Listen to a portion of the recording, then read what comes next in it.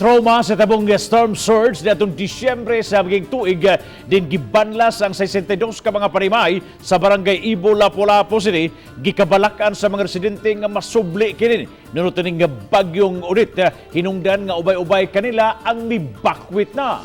Si Luan Mirondina adunay live report. May Yes, Bob, Disyembre 18, 2020 o hapit mo tangkod usa ka tuig diha nga nahitabo ang storm surge o gibanlas ang 62 ka mga panimay sa sitio Apro, Barangay Ibo, hinungdan nga voluntaryo nang mibakwit ang mga residente sa dapit tungod sa maong kasinatian.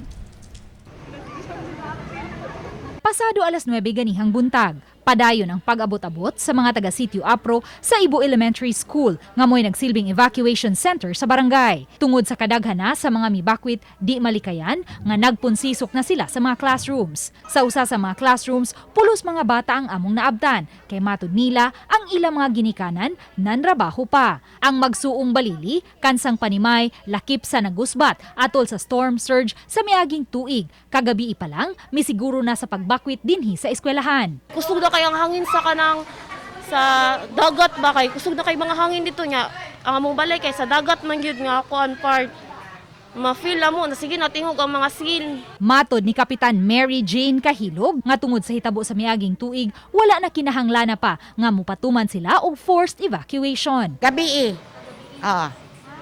Pero nidaghan karong buntag kay ni kusog man ang hangin og ang nitaas ang tubig. Matag pamilya giapuran sa barangay og mga relief goods. Apan sa pagsusi sa RTV Balitang Bisdak, sa sitio Apro may pipila pa ka mga residente ang wala mobakwit. Gani nabiyaan sa ilang panimay kining upat ka mga gagmayng bata kay nanrabaho pa ang ilang mga ginikanan. Muli magong papag sa'yo. Muli akong papag sa'yo. Sa oras Umbot.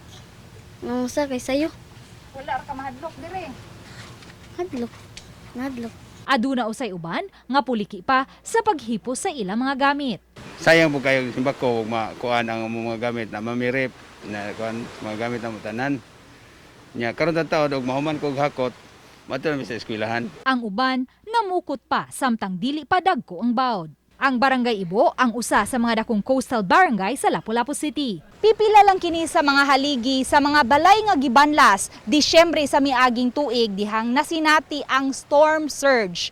Busa delikado kaayo alang sa mga balay nga pabiling nagbarug karon dinhi kun ugaling mupaduol na ang bagyong Odette dinhi sa Central Visayas. Sa labing awahing ihap sa barangay, miabot na sa 240 ka mga pamilya o 1,111 individuals na ang mibakwit sa eskwelahan. Samtang gawa sa Barangay Ibo, gatusan usab ka pamilya ang gipabakwit sa mini hoops dome sa Olango Island ug sa mga pampublikong tunghaan sa mga gagmayng isla. For sa karon wala pa yung mga untoward incident. Pero sa amo ang mga kauban namo sa DRRM, preparado naman sa dinhon pod.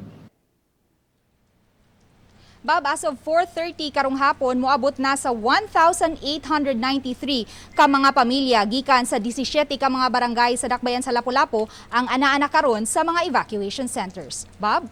dahil salamat Luan Mirondina sa imong live report.